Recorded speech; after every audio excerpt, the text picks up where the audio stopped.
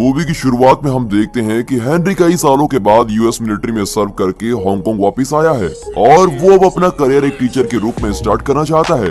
वो अपने पहले स्कूल टेकची सेकेंडरी में जाता है। प्रिंसिपल देखता है कि उसको टीचिंग का तो कोई भी एक्सपीरियंस नहीं है, लेकिन हायर ऑफिशियल के रिकमेंडेशन लेटर देखने के बाद उसको जॉब मिल जाती है। उसके जाने से प्रिंसिपल हेनरी को बताता है कि जो क्लास उसको पढ़ाने को दी जा रही है वो इस स्कूल के सबसे रोस्ट क्लास में से एक है। अब सुबह उसकी क्लास में पहला दिन होता है। हेनरी क्लास में जाता है और देखता है कि क्लास में बहुत ही डिसऑर्डर है। कुछ स्टूडेंट सो रहे हैं, कुछ गाना गा रहे हैं, तो कुछ मस्ती मार रहे हैं, कुछ तो वीडियो गेम्स में लगे हैं और काफी स्टूडेंट स्टोव पर रेमन कुक कर रहे होते हैं। यहाँ तक कि टीचर के क्लास में आने के बावजूद वो उसको पूरी तरह से इग्नोर कर रहे होते हैं और सभी स्टूडेंट्स अपने काम में मग्न रहते हैं। हेनरी उनकी अटेंशन पाने की कोशिश करता है, लेकिन वो ऐसा प्रिटेंड करते हैं कि वो उसको सुन ही नहीं रहे हैं। वो उनकी अटेंशन डाइवर्ट करना छोड़ देता है और क्लास में घूमने लगता है और उनके कामों पर कमेंटिंग करने लगता है। जो स्टूडेंट्स रेमन कुक कर रहे होते हैं उनको वो रेमन कम खाने को कहता है क्योंकि उसमें सोडियम ज्यादा होता है। उसके बाद हेनरी जुफा नाम के स्टूडेंट के पास जाता है जो कि एक गेम खेल रहा होता है। वो उसको कहता है कि वो उसकी इसमें हेल्प करेगा और इस तरह गेमर किड को रेडिएशन के बारे में बताता है जो उसको स्क्रीन देखने से आ रही थी। जब स्टूडेंट्स फाइनली उसको सुनना स्टार्ट कर देते हैं तब वो खुद को इंट्रोड्यूस करता है और अपना नाम और अपना फोन नंबर ब्लैक बोर्ड पे लिखता है और सभी स्टूडेंट्स उसकी हैंडराइटिंग को देखकर हंसने लगते हैं क्योंकि वो बहुत ही गंदी होती है। उसके बाद क्लास में से कोई स्टूडेंट उसको कॉल करता है और उसको क्लास छोड़ने को कहता है, लेकिन हेनरी हंसने लग जाता है। सभी स्टूडेंट उसे फिर इग्नोर करने लग जाते हैं और उसके जाने से पहले ही अपना काम करना शुरू कर देते हैं जो वो कर ही रहे थे। इतना कुछ होने के बाद हेनरी एक रबर बैंड और चौक से फायर स्प्रिंकलर पर मारता है और फाइनली उसको क्लास की पूरी अटेंशन मिल जाती है और वो सभी स्टूडेंट्स का उसकी क्लास में वेलकम करता है। क्लास के बाद सबसे लोवेस्ट रैंकिंग 5 स्टूडेंट्स का ग्रुप स्पोर्ट्स सप्लाई रूम में स्मोक करने के लिए जाता है। उस ग्रुप का लीडर जैक है जिसका दूसरी क्लास की ए ग्रेड स्टूडेंट पर क्रश होता है। बाकी स्टूडेंट उसको उसकी फोटो दिखाते हुए पकड़ते हैं और उसका मजाक उड़ाते हैं।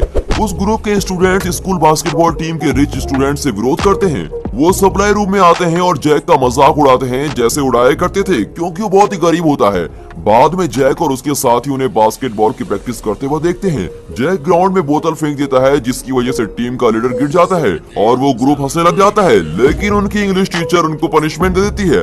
इस पनिशमेंट से बचने के लिए वो एक प्रैंक प्लान करते हैं और जब वो अपना डेस्क साफ कर रही होती है तो वो वहाँ से भाग जाते हैं और स्कूल प्रिंसिपल इससे बहुत ही स्ट्रेस हो जाता है क्योंकि एजुकेशन बोर्ड उनकी स्कूल की 20% एनुअल फंडिंग काटने वाला होता है। स्कूल बोर्ड से कुछ लोग स्कूल का टूर करने आए होते हैं और वो ये जानने आते हैं कि स्कूल का फंड कहाँ यूज किया जा रहा है। अब हेनरी क्लास में आता है और स्टूडेंट्स ने उस पर प्रैंक करने के लिए पूरी प्लानिंग की होती है और एक पानी की बकेट रखी होती है, लेकिन हेनरी बड़ी समझदारी से अंदर जाता है और उसे ढका देता है। जो स्टूडेंट्स उसको मजाक उड़ाने के लिए इंतजार कर रहे थे वो एकदम शॉक रह गए होते हैं। हेनरी जैक से उसका सिगरेट का पैकेट मांगता है क्योंकि उसे पता होता है कि वो स्मोक करता है। जैक उसको पैकेट दे देता है और सोचने लगता है कि वो इसका क्या करने वाला है। फिर हेनरी सोफा से सिगरेट के 3 इंग्रेडिएंट्स के बारे में पूछता है जो सिगरेट में पाए जाते हैं। जब उसने सही जवाब दे दिया तो उसको एक दिन के लिए क्लास स्किप करने को कह दिया जाता है और ये देखकर सभी स्टूडेंट्स डेस्क को बजाने लगते हैं और क्लास स्किप करने की डिमांड करते हैं। जब वो लोग रुक जाते हैं तो हेनरी उनके हाथों में सिगरेट्स देता है और कहता है कि इसे एनालाइज करो। हेनरी जानता है कि अगर वो उनको डायरेक्टली बता देगा कि सिगरेट के इफेक्ट्स हेल्थ पर क्या होते हैं तो वो इसको सीरियस नहीं लेंगे, इसलिए उसने स्टूडेंट से पूछा कि सिगरेट पीने से क्या होता है और उन्हें एक्सप्लेन करता है कि तार कैसे उनके लंग्स में फॉर्म हो जाते हैं। पहली बार स्टूडेंट्स ने टीचर को अटेंशन दी होती है और पढ़ने में अपना इंटरेस्ट दिखाया होता है। अब बेल रिंग होने के बाद वो सभी स्टूडेंट्स को सिगरेट वापस करने को कहता है और स्टूडेंट्स उसे ना चाहते हुए भी वो वापस कर देते हैं।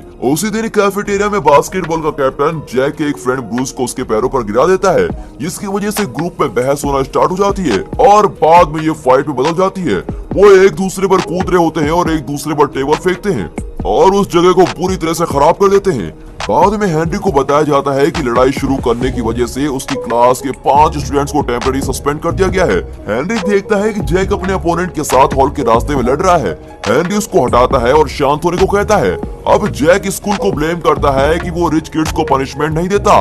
उस दिन स्कूल खत्म होने के बाद हेनरी इन 5 स्टूडेंट्स की फाइल चेक करता है ताकि वो उनके बारे में ज्यादा जान सके। पहला बच्चा जुफा है जो पाकिस्तान इमिग्रेंट का बेटा है, जिसकी वजह से उसके साथ भेदभाव किया जाता है। उस पर कई बार उसके पड़ोस से पुलिस ने चोरी करने का इल्जाम भी लगाया है और उसका सिर्फ एक ही सपना है कि वो म्यूजिशियन बना रहे। सेकंड स्टूडेंट डेनन है जो अपनी बर्थ से अपने पापा से नाराज ही रही है क्योंकि उसके पापा को एक लड़का चाहिए था।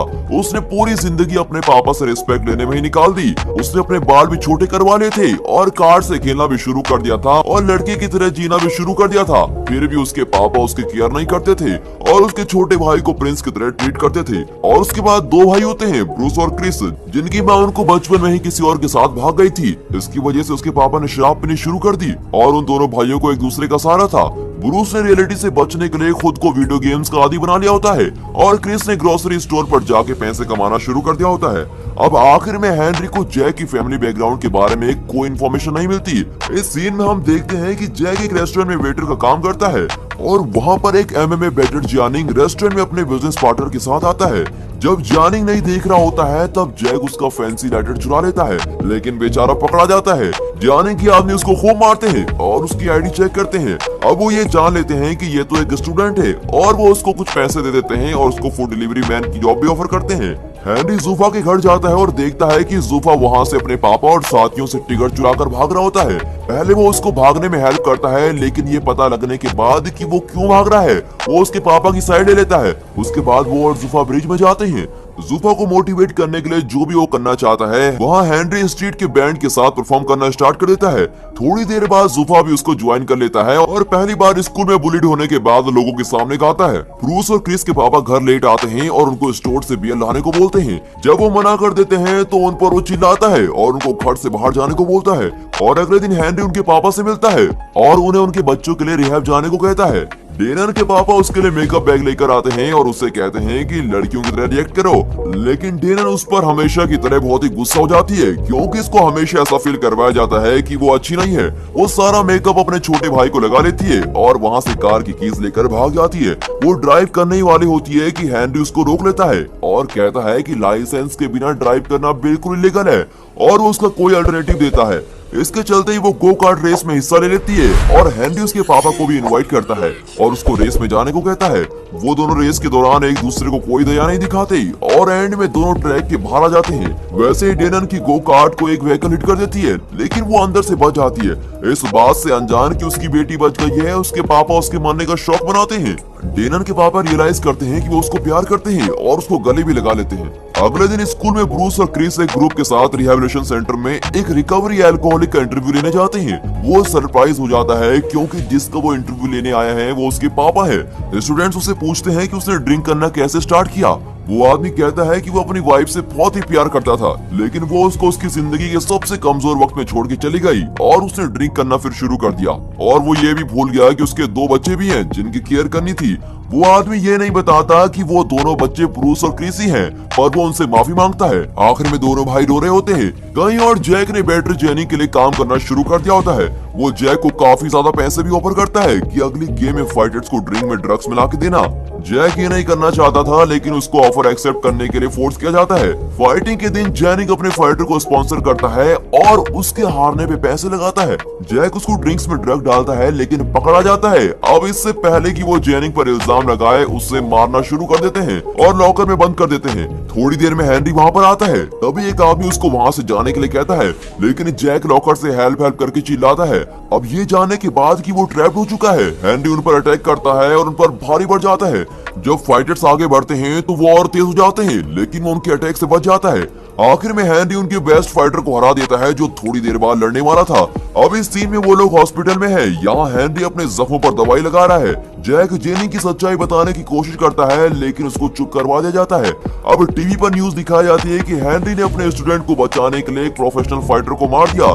इसकी वजह से उसकी पॉपुलैरिटी पूरे स्कूल में बढ़ गई होती है और सभी स्टूडेंट उसकी रिस्पेक्ट करना शुरू कर देते हैं और अब से सभी स्टूडेंट उसका क्लास में बिल्कुल अच्छे से स्वागत करते हैं। फ्लैशबैक में हम देखते हैं कि हेनरी एक प्रैंकस्टर होता है। जब वो स्कूल में पढ़ता था उसने एक स्टूडेंट पर वाटर बलून भी फेंके थे जो किसी इवेंट में पेरेंट्स के लिए पियानो प्ले कर रहा होता है। बाद में हेनरी की उससे लड़ाई हो जाती है और उसका हाथ भी टूट जाता है और उसको फाइट के लिए सस्पेंड कर दिया जाता है।